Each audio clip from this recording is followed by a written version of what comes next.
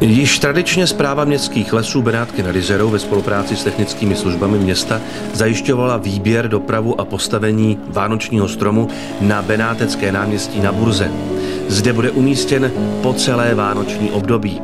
Ten letošní je stejně jako v loni domácí, vyrostl v nedalekém Kbele. Po slavnostním rozsvícení bude navozovat tu správnou, tradiční vánoční atmosféru ve městě u Jizery.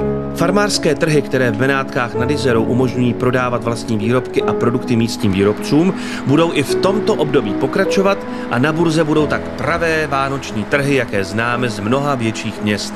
Strom, který bude po celé vánoční období nazdobený a zatmě rozsvícený z hlíže své 12metrové výšky nadění ve městě kolem sebe, nese latinský název Pisea pungens, což v češtině znamená smrk pichlavý, byl odborně pokácen, přepraven a ukotven do připraveného stojánku.